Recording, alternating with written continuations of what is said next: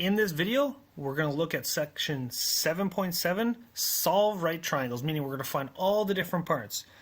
So before we use the tangent, sine, and cosine, now we're going to use the inverse of those, because sometimes we're given all the sides, but we need to find the angles.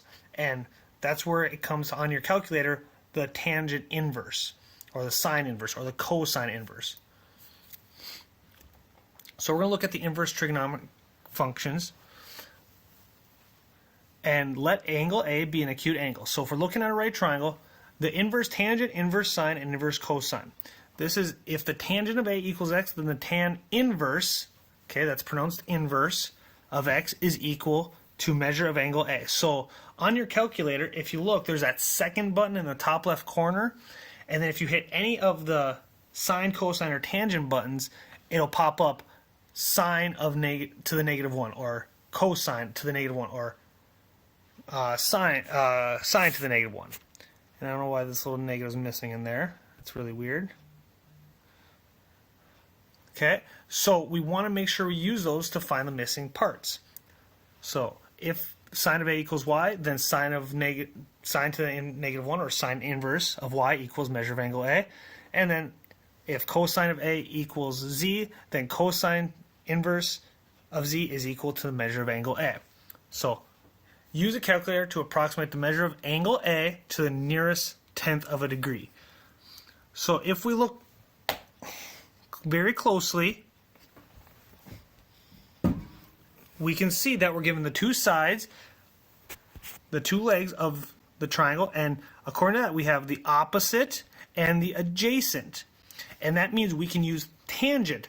So that tells us, if we look back, it says if tan of A equals opposite over adjacent, that means I can switch it around and say the tan inverse of opposite over adjacent is equal to A.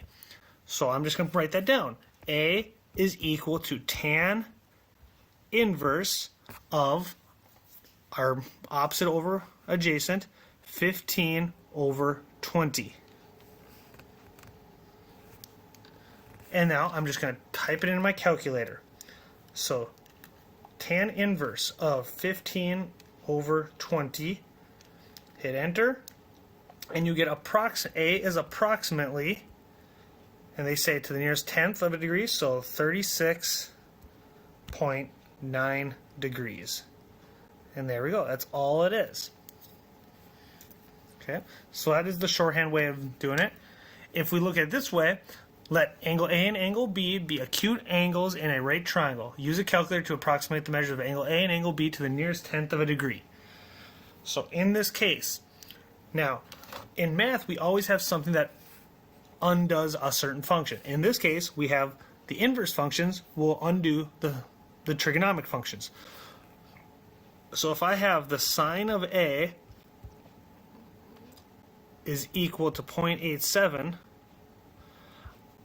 I can take the sine inverse on both sides and it'll cancel out, so I'm left with A is equal to the sine inverse of 0.87.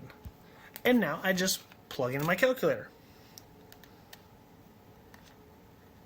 So second sine inverse of 0.87, and in this case we get A is approximately 60.5 degrees.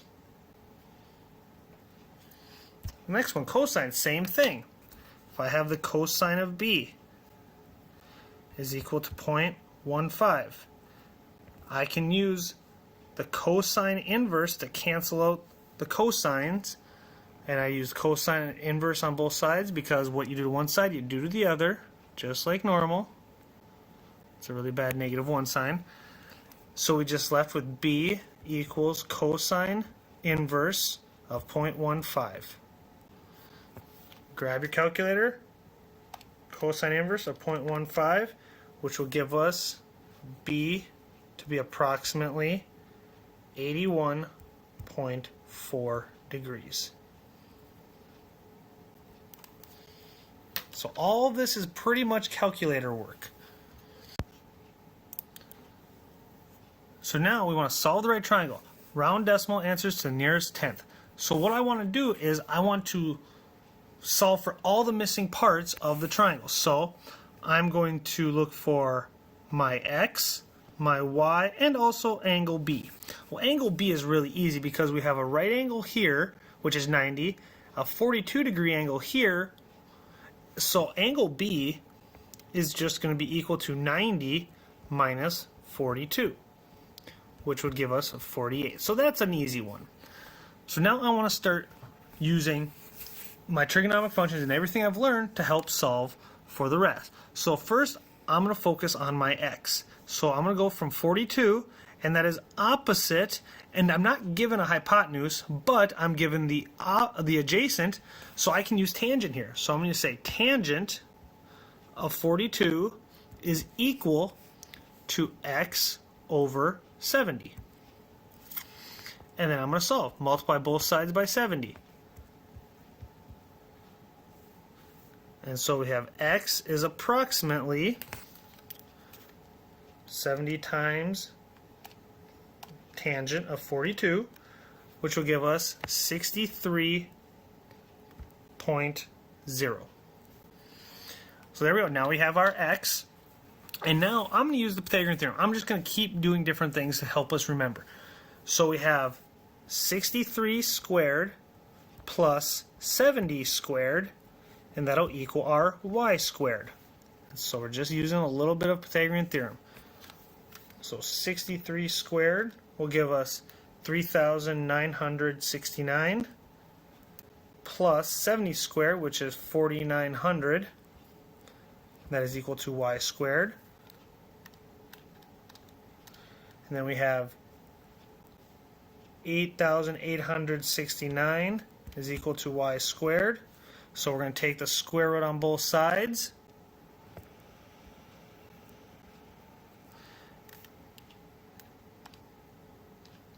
And we get y is approximately 94.2.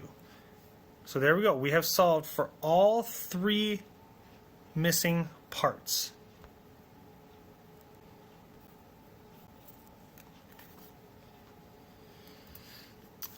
Theater design. Suppose your school is building a raked stage. The stage will be 30 feet long from the front to the back. So that's the slope length, with a total rise of 2 feet. A rake, the angle of elevation of 5 degrees or less, is generally preferred for the safety and comfort of the actors.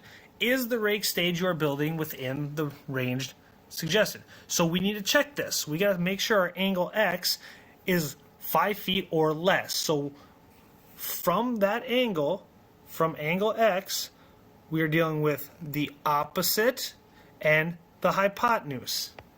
So that tells us we need to use sine. We need to use a sine inverse.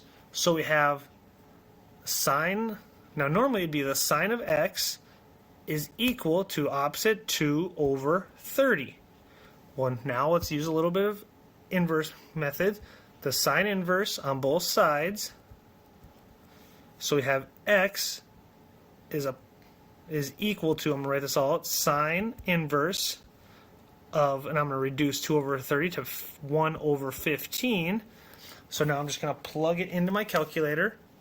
Sine inverse of 1 over 15.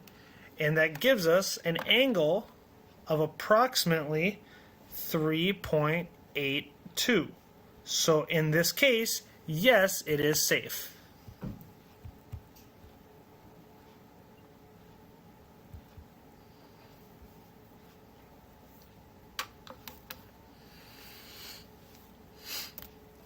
Last problem, solve a right triangle that has a 40-degree angle and a 20-inch hypotenuse. So let's draw this out. So if we have our triangle here, we have our right angle, we have a 40-degree angle, and a 20-inch hypotenuse. We want to find all the missing parts. So if we call this A, B, and C, we can do a little bit of arithmetic just to find the angle C. So angle C is going to be equal to 90 minus 40. So angle C is equal to 50 degrees. That's easy. One part down.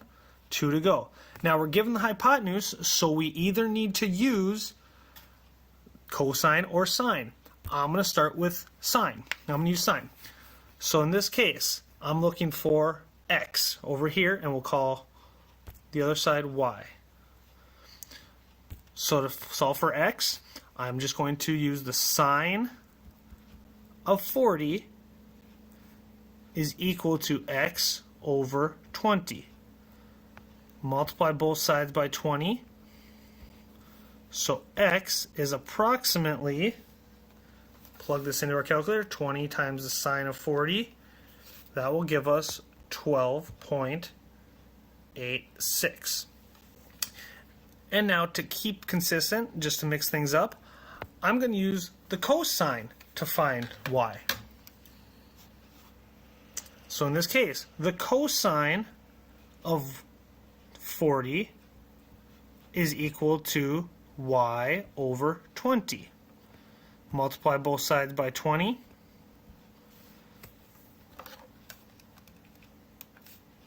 And this time we get y is approximately 15.32. And there we go. We have solved all the missing parts of our triangle.